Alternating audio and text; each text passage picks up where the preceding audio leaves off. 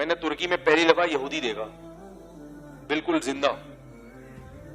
یعنی اب تک تو یہودی ہم نے یوٹیوب وغیرہ پہ دیکھے تھے, یہاں تو یہودی ہوتے نہیں نا. ترکی میں 20,000 یہودی ہیں, خلافت عثمانیہ نے پناہ دی تھی یہودیوں کو, تو اس کی باقیات ہیں ابھی.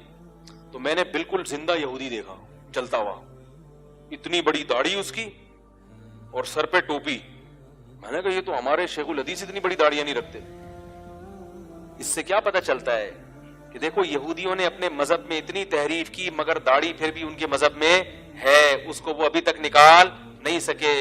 تو افسوس اس پر ہے کہ یہودی کئی ہزار سال کے بعد بھی داڑھی اپنی تورات سے نہیں نکال سکا, اور ہمارے غامدی صاحب نے داڑھی 1,500 سال کے بعد ہی اسلام سے بولو بھائی نکال دی. جناب پروفیسر غامدی صاحب نے کیا کہا ہے کہ اسلام میں داڑھی نہیں ہے, یہ تو کلچر تھا اس زمانے کا. داڑھی رکھنا نہ رکھنا یہ محبت کے دائرے کی چیز ہے, یہ نہ فرض ہے نہ واجب ہے نہ سنت ہے, یہ سرے سے دین کا کوئی حکم ہی نہیں. یہودی کہتے ہیں کلچر نہیں تھا, یہ پیغمبر کی سنت ہے. اور ہمارے پروفیسر غامدی صاحب کیا کہتے ہیں یہ کلچر تھا, سب رکھتے تھے تو رکھ لی, یہ اسلام میں ضروری نہیں.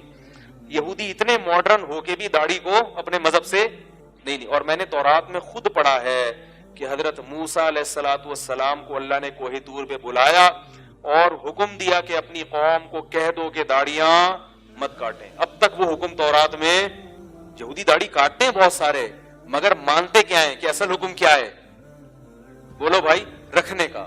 عیسائیت میں بھی داڑھی ہے, اسلام میں بھی ہے, اور یہودی میں تمام آسمانی مذاہب داڑھی کے بولو نا بھائی قائل ہیں.